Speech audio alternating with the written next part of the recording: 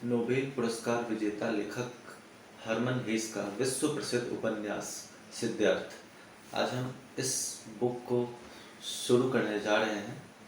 ऐसे तो ये फॉरेन राइटर हैं, नोबेल प्राइज़ विनर हैं, और ये जो बुक है सिद्धार्थ, ये पूरे वर्ल्ड में काफ़ी फेमस है और बहुत अच्छी बुक है।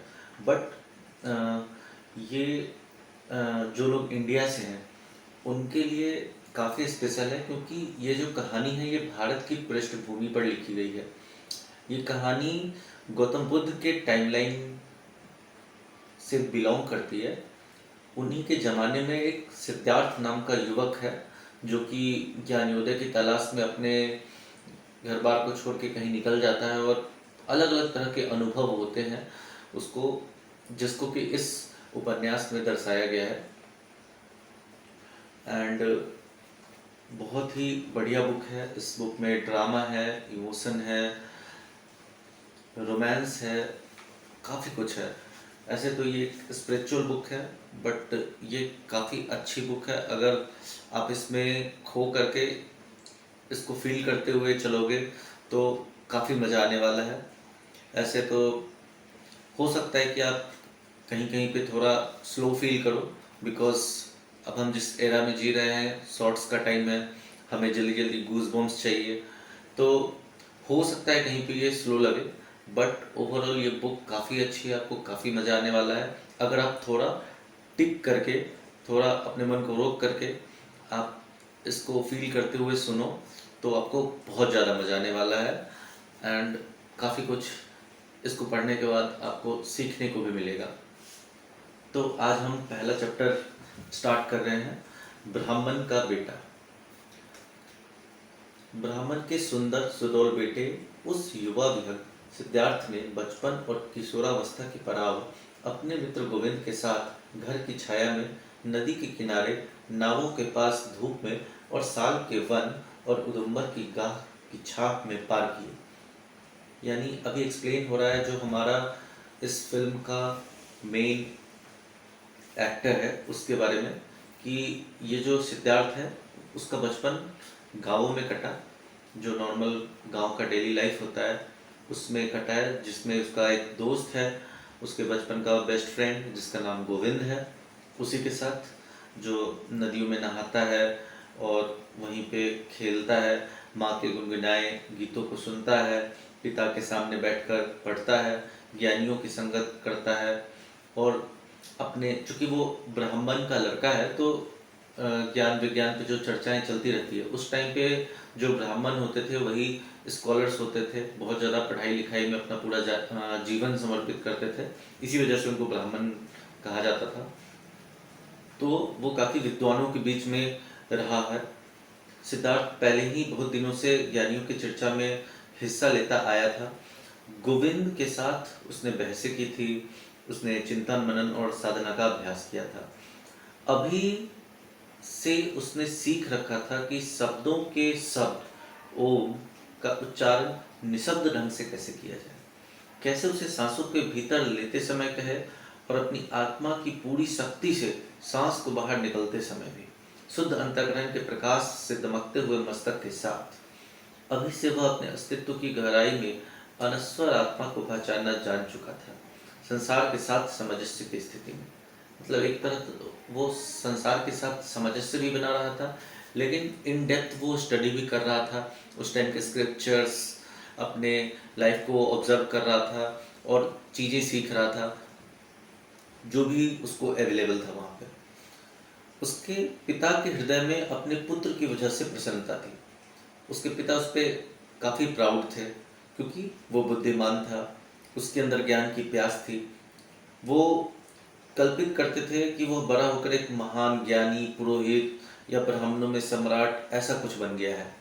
यानी बहुत ही खुश थे अपने बेटे से, सिद्धार्थ से, उसके पिता। जब उसकी माँ उसे चलते बैठते और उठते देखती तो उसकी छाती गर्व से भर उठती। शक्तिशाली, सुंदर, लचीले अंगों वाला सिद्धार्थ समूची गरिमा और सौम्यता के साथ अपनी माँ का अभिवादन करता था। जब सिद्धार्थ अपने उन्नत मस्तक, सम्राट सरीकी आंखें और पतली छहरी छरहरी देह के साथ नगर की सड़कों से होकर गुजरता था तो ब्राह्मण की जवान बेटियों के दिलों में प्यार की लहरें लेने लगती थी। यानी आप देख सकते हो कि सिद्धार्थ इतना लायक था कि उसके पेरेंट्स उस पर प्राउड थे, और अपना सिद्धार्थ हॉट भी था, हैंडसम था, मतलब उसके गांव की सारी लड़कियां उस पर फ्लैट थी। उसका दोस्त ब्राह्मण पुत्र गोविंद उसे और किसी से भी अधिक प्यार करता था। उसे सिद्धार्थ की आंखों और साफ सुथरी बोली से प्यार था। उसे सिद्धार्थ के चलने के तरीके से प्यार था, उसकी गरिमा भरी चाल। सिद्धार्थ जो भी करता या कहता वह उसे पसंद था, और सबसे ज्यादा वह उसकी मेधा, उसके सुंदर आवेश भरे विचार, उसकी प्रबल इच्छा शक्ति, उसके ऊंचे उद्देश्य से प्यार करता था। तो जो सिद्धार्थ है, जो उसका बचपन का बेस्ट फ्रेंड है गोविंद, तो गोविंद अपने सिद्धार्थ को बहुत मानता था। मतलब क्यों मानता था? क्योंकि वो काफ़ी अट्रैक्टिव था, ना सिर्फ फिजिकली बल्कि जिस तरह से वो बात करता था, उसको देख के लगता था ना कि ये बंदा लाइफ में कुछ करेगा, कुछ बहुत बड़ा करेगा। तो काफ़ी इम्प्रेस्ड था सिद्धार्थ से, जो उसका दोस्त था गोविंद। गोविंद को मालूम था कि सिद्धार्थ कोई आम ब्राह्मण बनकर नहीं रह जाएगा, जैसे कोई आलसी पुरोहित या जादू भरे सूत्रों का कोई लालची धंधेबाज, कोई अहंकारी निकृष्ट वक्ता, कोई दुष्ट और चालाक पुजारी, या भीड़ों के बड़े से रेवड़ के बीच एक भली बुद्धिहीन भेड़ नहीं। और वह गोविंद भी इसमें से कुछ नहीं बनना चाहता था, अपनी किस्म के 10,000 दूसरे ब्राह्मणों में से एक। मतलब अपना गोविंद भी अच्छा कुछ करना चाहता था अपनी लाइफ में, जैसा सिद्धार्थ था वैसे ही। इसी तरह सब सिद्धार्थ से प्यार करते थे, और सिद्धार्थ सबको प्रसन्न और सुखी रखता था। लेकिन सिद्धार्थ खुद सुखी नहीं था। अंजीर के बाग की गुलाबी तिथियों में टहलते हुए, वृक्षों के झुरमुट के नीली छाया में बैठकर मनन करते हुए, पाप शुद्धि और प्रायश्चित के दैनिक स्नान के दौरान अपने अंगों को धोते हुए, आचरण की पूरी गरिमा के साथ छायादार अमराई में हवन करते हुए, सबके प्रिय, सबके फेवरेट, सबके प्रसन्नता का कारण होने के बावजूद अपने हृदय में उत्फुल्लित नहीं था। कौन? अपना सिद्धार्थ। नदी की लहरों से, रात के आकाश में टिमटिमाते सितारों से, सूर्य की पिघलती किरणों से, सपनों से और बेचैन ख्याल बहते हुए उस तक आते थे। हवन में घुमड़ते धुएं से, उठते हुए ऋग्वेद के मंत्रों से और ऋचाओं से निःसृत होकर वयोवृद्ध ब्राह्मण की शिक्षा से रिश्ते और टपकते हुए स्वप्न और आत्मा की उद्विग्नता उसे घेर लेती। मतलब वह देखता था अपने आसपास हवन हो रहा है, धुएं उमड़ रहे हैं, सब अच्छा चल रहा है, लोग भगवान की पूजा में व्यस्त हैं। मतलब वो जो इन्वायरमेंट था जिसमें वो रह रहा था, सब बढ़िया था, लेकिन फिर भी कुछ ऐसा था जिस वजह से उसको एक खालीपन फील होता था। उसको लगता था कि क्या यही एग्जैक्ट पाथ है? मतलब हम धर्म को तो फॉलो कर रहे हैं, बट कुछ तो खालीपन है। मतलब वो खुश नहीं था अंदर से। सिद्धार्थ को अपने भीतर असंतोष के बीज महसूस होने लगे थे। उसे एहसास होने लगा था कि उसके माता पिता का स्नेह और उसके मित्र गोविंद का प्रेम उसे सुखी नहीं कर पाएगा, उसे शांति नहीं दे पाएगा, ना उसे संतुष्ट और परिपूर्ण कर पाएगा। उसे इस बात का आभास होने लगा था कि उसके योग्य पिता, उसके दूसरे टीचर्स, शिक्षक, विज्ञानी ब्राह्मण अब तक अपनी विद्या का अधिकतम और सर्वोत्तम अंश उसे ऑलरेडी सौंप चुके थे। उन्होंने पहले ही अपने ज्ञान का लगभग सब कुछ उसके पात्र में डाल दिया था। यह पात्र अभी पूरा नहीं भर पाया था। उसकी मेधा संतुष्ट नहीं हुई थी, उसकी आत्मा अशांत थी, उसका हृदय स्थिर नहीं था। मतलब सब कुछ रिसीव करने के बाद भी जो आसपास से वो ले सकता था, जो नॉलेज, जो विजडम उसको मिल सकती थी, वो उसको मिल गई थी, बट स्टिल वो इससे सेटिस्फाइड नहीं था। नहाने धोने के कर्मकांड अच्छे हैं, ठीक है, टाइम पे नहाना, रूटीन फॉलो करना, पूजा पाठ करना, नॉलेज बढ़ाना, साइंस पढ़ना, आर्ट पढ़ना, मतलब जो भी रूटीन है, जो ब्राह्मणों का रूटीन होता था, ज्ञान अर्जन करना, वो सब ठीक है। बट कर्मकांड होते हुए भी वो ऐसा लगता था कि क्या यही सब कुछ है? मतलब जो नहाने धोने के कर्मकांड है वो अच्छे हैं, पर उनमें केवल जल था, वो पाप नहीं धोते थे, संतप्त हृदय को राहत नहीं पहुंचाते थे। जो बलियां दी जा रही हैं या देवताओं से जो निवेदन किए जा रहे थे वो सर्वोत्तम थे, मगर क्या वो सब कुछ थे? क्या यही सब कुछ है? क्या बलियां सुख का संचार करती थी? यानी जो उस टाइम पे बलि देने की प्रथा रही होगी, जिस टाइम में सिरदार था, जहाँ देवताओं की पूजा होती थी और लोग बलि चढ़ाते होंगे, तो उसको ऐसा लगता था कि क्या इस सब से सुख का संचार होता है? और देवताओं की क्या स्थिति थी? क्या समुचित प्रजापति ने ही दुनिया बनाई थी? मतलब कि सच में ऐसा था जो बोला जा रहा था उस समय कि प्रजापति ने दुनिया बनाई? जैसे हर टाइम का अपना कुछ ट्रुथ होता है। जैसे आप अभी के टाइम में अगर इसको सुन रहे हो तो अभी का ट्रुथ क्या है कि क्वांटम फिजिक्स, दुनिया ऐसे बनी है, मतलब अभी भी खोज चल रहा है, तो हर टाइम का अपना एक चलता रहता है। तो उसका जो क्वेश्चनेबल माइंड था वो बोल रहा था कि ठीक है, लेकिन क्या सच में ये है ऐसा? क्या देवता मेरी और तुम्हारी तरह रचे गए रूप नहीं है, मरणशील और भंगुर? मतलब जो भी ये थ्योरीज और कंसेप्ट हैं, क्या ये किसी के द्वारा रचे गए नहीं है क्या? जैसे आप साइंस में भी देखोगे तो एक थ्योरी आती है और फिर उसके बाद एक अलग साइंटिस्ट आता है, वो पुरानी थ्योरी को गलत साबित करता है या उसमें इम्प्रूव करके फिर कुछ और बता देता है। तो वैसा ही कुछ समझ लो कि क्या सचमुच प्रजापति ने ही दुनिया बनाई थी? क्या केवल आत्मन ने ही उसकी सृष्टि नहीं की थी? क्या देवता मेरी और तुम्हारी तरह रचे गए रूप नहीं थे, मरणशील भंगुर? तब क्या यह सही है और यह उचित था? क्या देवताओं को बलि देना विवेकपूर्ण और उपयुक्त था? तब उसके आत्मन के, उस एकमात्र के, और किसको हम बलि अर्पित करें, किसके प्रति सम्मान जलाएं? और फिर यह आत्मन मिलेगा कहाँ? कहाँ था उसका निवास? कहाँ धड़कता था उसका चिरस्थायी हृदय? अगर वह नहीं था आत्मा के भीतर अंतर्मन में, उस शाश्वत में जो हर व्यक्ति के लिए जलता था अपने अंदर। यहाँ सेल्फ की बात कर रही है, मतलब स्क्रिप्चर्स में जो लिखा हुआ है कि एक सेल्फ है ना, उस सेल्फ से ही सब कुछ है। जो जब स्क्रिप्चर में आप बहुत डीप जाओगे तो उसमें ये इंफॉर्मेशन है। और अपना सिद्धार्थ वो सब पढ़ चुका था, तो वो बोल रहा था कि जब ये है तो फिर ये सारी चीजें क्यों हैं, ये कर्मकांड, ये सब क्यों हो रहे हैं? तो ये सारे क्वेश्चंस उसके अंदर आ रहे हैं। वह मांस और हड्डी नहीं था, वह विचार या चेतना भी नहीं था, यही सिखाया था ज्ञानी पुरुषों ने।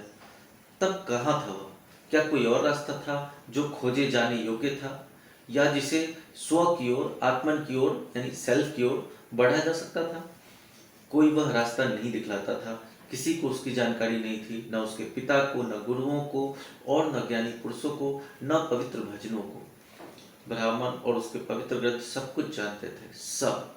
उन्होंने हर चीज को परखा था, संसार की सृष्टि, वाणी की उत्पत्ति, भोजन, श्वसन, प्रवासन, इंद्रियों की व्यवस्था, देवताओं के कृत्य। ये बेशुमार बातें मालूम थी, लेकिन इन सब चीजों को जानना किस काम का था अगर उन्हें वह एक महत्वपूर्ण चीज नहीं मालूम? वह एक महत्वपूर्ण चीज, एकमात्र महत्वपूर्ण चीज। मतलब यहाँ पे सिद्धार्थ सोच रहा है कि वो जो एक ऐसा इम्पोर्टेंट, कोई एक ऐसा ट्रुथ, कोई एक ऐसा रियलाइजेशन जिसको जानने के बाद कुछ और बच ना जाए, वो चीज क्या है? और अगर वो चीज है, उसको नहीं पता कि ऐसा कुछ है भी या नहीं, उसने तो बस पढ़ा है, उसने ऐसा कुछ रियल में अभी तक रियलाइज नहीं किया है, तो वो सोच रहा है कि पता नहीं ये है भी नहीं, और अगर ये है तो फिर हम बाकी सारी चीजें क्यों कर रहे हैं? जैसे नाम जप करना, भजन कीर्तन करना, कर्म कांड करना, जो अलग अलग धर्म है, अलग अलग तरीके से जो फॉलो हो रहा है, तो ये सब क्यों हो रहा है?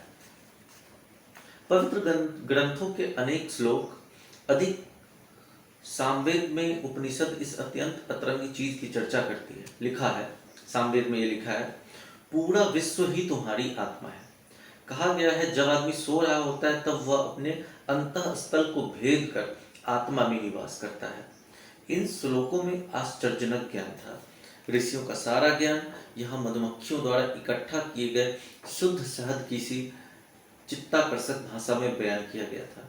नहीं, ज्ञानी ब्राह्मणों द्वारा पीढ़ी दर पीढ़ी इकट्ठा किए गए, हिफाजत से रखे गए इस ज्ञान को आसानी से नजरअंदाज नहीं किया जा सकता था। लेकिन कहाँ थे वे ब्राह्मण, वे पुरोहित जो इस गहरी जानकारी, इस घन पांडित्य को हासिल करने और संजोए रखने में ही नहीं, इसे अनुभव करने में भी सफल हुए थे। तो सिद्धार्थ ये बोल रहे हैं कि ये जो एक्सपीरियंस है, ऐसे लोग हैं कहाँ। हमने बुक में पढ़ा है कि ठीक है ये महात्मा पैदा हुए, ये अवतार पैदा हुए, लेकिन मेरी रियलिटी क्या है? मेरे को कैसे पता कि ये हुए थे या नहीं हुए थे? मेरे को कैसे पता कि ऐसा कुछ एक्सपीरियंस होता भी है या नहीं होता है? मैं कैसे समझूँ ये सब? सिद्धार्थ बहुत से योग्य ब्राह्मणों से परिचित था। सबसे ऊपर थे उसके पिता, धर्मपरायण, ज्ञानी, प्रतिष्ठित, सम्मानित। उसके पिता प्रशंसा के योग्य थे। उनका आचरण शांत और गरिमा भरा था। वे अच्छा जीवन जीते थे। उनके शब्दों में ज्ञान था। उनके दिमाग में ऊंचे और प्रखंड विचार भी रहते थे। लेकिन क्या वे भी जो इतना सब कुछ जानते थे, आनंद का जीवन जीते थे? क्या उनके भीतर शांति थी? क्या वे भी सतत अन्वेषी नहीं थे, कभी तृप्त न होने वाला? क्या वे भी लगातार न बुझने वाली प्यास के लिए उन पवित्र स्रोतों के पास नहीं जाते थे, यज्ञों और बलियों में हिस्सा लेने, धर्म ग्रंथों का पारायण करने, ब्राह्मणों और पंडितों के वाद विवाद और धर्म चर्चा को सुनने? इसके कहने का मतलब है कि जो उसके पिता हैं, जो इतने विजडम से भरे हुए, इतने अच्छे ब्राह्मण हैं, वो भी क्यों कर रहे हैं ये कर्म कांड? अभी भी क्यों पूजन पाठन में लगे हैं? मतलब इतना सब कुछ क्यों कर रहे हैं? अगर ऑलरेडी वो सेटिस्फाइड है अपने लाइफ में, तो फिर कुछ भी करने की क्या जरूरत है? इसका मतलब कि वो भी नहीं है, जिनको हम विद्वान कह रहे हैं, जिनको हम विद्वान समझ रहे हैं, वो भी उस लेवल पे सेटिस्फाइड नहीं है कि उनको कुछ करने की जरूरत ना हो। अभी भी वो धर्म चर्चा सुन रहे हैं, पंडितों से वाद विवाद कर रहे हैं, पूजा पाठ कर रहे हैं। मतलब अभी भी कुछ शेष है उनके लिए। जो निर्मल और निर्दोष है, उसे हर रोज ये नए सिरे से अपने पापों को धोना क्यों पड़ता है और खुद को क्यों शुद्ध करना पड़ता है? तो क्या उसके भीतर आत्मन नहीं था? क्या स्रोत उसके अपने हृदय के भीतर नहीं था? क्योंकि ग्रंथ तो ये बताते हैं ना कि स्रोत हमारे हृदय के भीतर है। तो फिर हम इसको क्यों नहीं फॉलो कर रहे हैं? हमें खुद अपने अस्तित्व के भीतर उस स्रोत को खोजना चाहिए, हमें उसे पाना चाहिए। बाकी सब कुछ तो एक तलाश है, फिर सब कुछ ही भटकाव है इसका मतलब। तो यही सारे सिद्धार्थ के मन में उठने वाले विचार थे, यही उसकी प्यास थी, यही उसकी वेदना थी। वह अक्सर छंदों के उपनिषद के शब्द मन ही मन दोहराता। वास्तव में ब्रह्म ही सत्य है, निश्चय ही जो इसे जानता है हर रोज स्वर्गलोक में प्रवेश करता है। यह मन ही मन इसको दोहराता रहता सिद्धार्थ। अक्सर वह बहुत पास जान पड़ता वह स्वर्गलोक, लेकिन वह कभी उस तक नहीं पहुंच पाया। यहाँ पे स्वर्गलोक मीन्स वो फाइनल स्टेप, जहां तक सिद्धार्थ नहीं कभी पहुंच पाया। और उन ज्ञानी जनों जिन्हें वह जानता था और जिनके उपदेशों से उसे आनंद मिलता था, एक भी ऐसा नहीं था जो पूरी तरह से उस पर पहुंच पाया हो, उस स्वर्गलोक तक जहां तक की बात की जा रही है जाने की। किसी एक ने भी अपनी अंतिम प्यास नहीं बुझाई थी। तभी सिद्धार्थ अपने मित्र से बोलता है, गोविंद, गोविंद, आओ मेरे साथ, बरगद के पेड़ तक चलो, हम ध्यान लगाने का अभ्यास करेंगे। फिर गोविंद और सिद्धार्थ बरगद के पेड़ तक गए, जो कि 20 कदमों के अंतर पर था, और आपस में थोड़ा डिस्टेंस बना के दोनों वहीं बरगद के पेड़ के नीचे बैठ गए और ओम शब्द का उच्चारण करने के लिए तैयार हो गए। फिर सिद्धार्थ ने धीमी आवाज में अपना एक श्लोक पढ़ा। ओम धनु है आत्मा तीर, ब्रह्म ही तीर का लक्ष्य, जिस पर साधक बिना विचलित हुए निशाना साधता है। मतलब गुनगुनाते हुए उसने ध्यान लगाना शुरू किया। जब साधना के लिए परंपरा से निर्धारित समय बीत गया, सपोज वे लोग डेली आधे घंटे के लिए ध्यान लगाते होंगे, तो जैसे आधा घंटा बीता, अब वो बरगद के पेड़ के नीचे बैठे हैं और गोविंद और सिद्धार्थ थोड़ी दूरी पे हैं। तो गोविंद आधे घंटे के बाद उठा कि ठीक है साधना का टाइम खत्म हुआ, लेकिन जब उसने सिद्धार्थ का नाम लेकर पुकारा तो कोई जवाब नहीं आया। तो उसने देखा सिद्धार्थ आत्मलीन बैठा हुआ है, उसकी आंखों की टकटकी लगी हुई है, मानो वो किसी दूर के लक्ष्य पर केंद्रित हो। उसका जीभ का अगला सिरा उसके दांतों के बीच से नजर आ रहा है, लगता है वो सांस भी नहीं ले रहा। वह किस तरह बैठा है, साधना में लीन, ओम सोचता हुआ, उसकी आत्मा तीर की तरफ ब्रह्म पर केंद्रित। तो ये एक बैकग्राउंड है। अब कहानी में थोड़ा सा ट्विस्ट आ रहा है। एक बार कुछ श्रमण सिद्धार्थ के नगर से होकर गुजरे थे।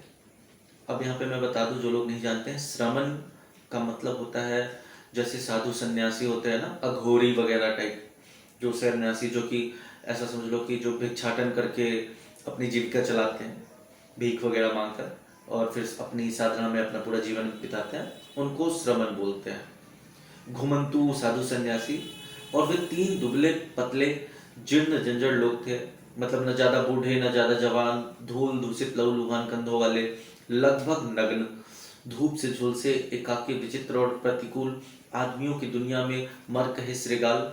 उसके गिर्द थीर आवेग का, विनाशकारी सेवा का, निर्मम आत्मनिग्रह का वातावरण था।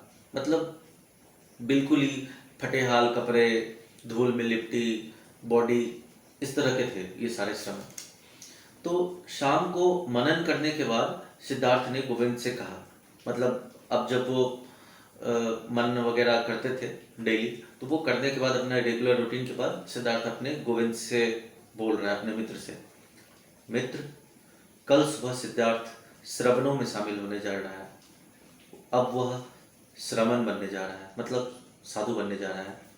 गोविंद ने जब यह शब्द सुने और अपने मित्र के दृढ़ प्रतिज्ञ मुख पर इस निर्णय को भांचा, कमान से छूटे तीर की तरह अविचलित उसका चेहरा फक पड़ गया। मतलब जब गोविंद ऐसा सुना, अचानक से, सपोज आपका जो बेस्ट फ्रेंड है जिसके साथ आप प्लानिंग कर रहे हो, चलो इसी के साथ अब नेक्स्ट ये वाला कैरियर हम चुनेंगे और ऐसे ऐसे हम करेंगे, तो उस टाइम का ब्राह्मणों का कैरियर क्या था कि भगवान को पाना, है ना। तो उसका था कि ठीक है, ऐसे ही कर्मकांड करेंगे, हम पूजा करेंगे मंदिर में, सब कुछ प्लान था उसका कि जैसा सिद्धार्थ करेगा वैसा मैं भी करूँगा। गोविंद तो सिद्धार्थ को फॉलो करता था। तो अचानक से अब सिद्धार्थ बोल रहा है कि अब मैं साधु बन जाऊंगा और मैं श्रमणों के साथ चला जाऊंगा। तो गोविंद का चेहरा एकदम फीका पड़ गया। अपने मित्र के चेहरे पर वह पहली नजर डालते ही गोविंद को एहसास हो गया कि यह शुरुआत थी। सिद्धार्थ अपनी राह पर जा रहा था। उसकी नियति अपनों को खोलना, उजागर करना शुरू कर रही थी, और उसकी नियति के साथ खुद गोविंद की नियति को भी, और वह केले के सूखे छिलके की तरह पीला पड़ गया।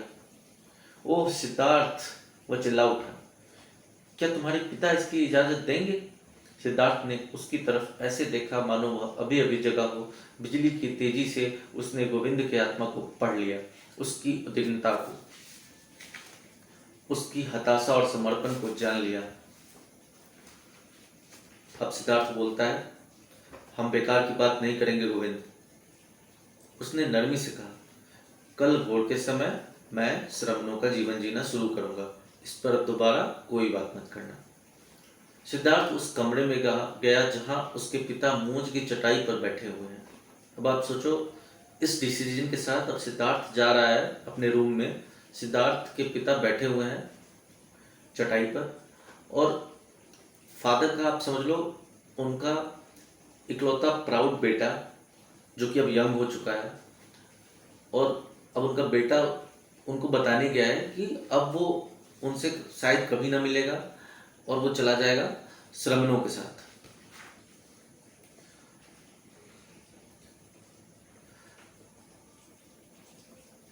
वह अपने पिता के पीछे जाकर खड़ा हो गया और वहीं खड़ा रहा जब तक कि उसके पिता को उसकी मौजूदगी का एहसास नहीं हो गया। तुम सिद्धार्थ हो? उसके पिता ने कहा। बोलो क्या बात है, क्या है तुम्हारे मन में? सिद्धार्थ ने कहा, पिताजी, आपकी अनुमति से मैं आपको बताने आया हूँ, कल मैं आपका घर छोड़कर सन्यासियों में शामिल होना चाहता हूँ। मेरी इच्छा श्रमण बनने की है। मुझे विश्वास है कि मेरे पिता मना नहीं करेंगे। सिद्धार्थ के पिता इतनी देर खामोश रहे कि कमरे की छोटी खिड़की के सामने सितारे गुजर गए। चुप्पी के अनंत भंग होने से पहले आकाश में उसका नक्शा भी बदल गया। उनका बेटा हाथ बांधे मौन और निश्चल खड़ा था। पिता खामोश और बेहरकत चटाई पर बैठे रहे। सितारे आसमान में अपनी जगह बदलते रहे। फिर सिद्धार्थ के पिता ने कहा, देखो, ब्राह्मणों को आक्रोश भरे और बल दर्शाने वाले शब्दों में कुछ भी कहना शोभा नहीं देता, लेकिन मेरे हृदय में रोष है। मैं तुमसे अनुरोध दोबारा दोहराते नहीं सुनना चाहूंगा। वे उठे, पर सिद्धार्थ हाथ बांधकर खामोश खड़ा रहा। तुम रुके क्यों हो? उसके पिता ने पूछा। आप जानते हो क्यों, सिद्धार्थ ने जवाब दिया। नाखुश होकर उसके पिता कमरे में चले गए और अपने बिस्तर पर जाकर लेट गए। अब सोचो उनके मन में कितनी बेचैनी हो रही होगी, और इधर सिद्धार्थ जो कि कितने भारी मन से विदा लेने आया है, परमिशन लेने आया है। जब 1 घंटा बीत गया और उसके पिता सो नहीं पाए तो वो उठे, कुछ देर आगे और पीछे चहलकदमी करते रहे, फिर घर के बाहर आ गए। कमरे की छोटी सी खिड़की से उन्होंने सिद्धार्थ को उसी तरह हाथ बांधे निश्चल खड़े देखा। वे उसके पीले कुर्ते को झिलमिलाते देख सकते थे। दिग्न हृदय के साथ पिता ने फिर बिस्तर पर लौटने का निश्चय किया। 1 और घंटे बीतने पर भी जब वे सो नहीं पाए तो वो फिर उठे, आगे पीछे टहले, घर के बाहर आए। उन्होंने देखा चांद उग आया है। उन्होंने खिड़की से फिर भीतर झांका। सिद्धार्थ अभी भी वहीं खड़ा था, बिना हिले डुले, अपनी छाती पर बाहें बांधे। चांद उसकी टांगों के निचले हिस्से पर चमक रहा था। उद्विग्न हृदय लिए पिता बिस्तर पर वापस आकर लेट गए।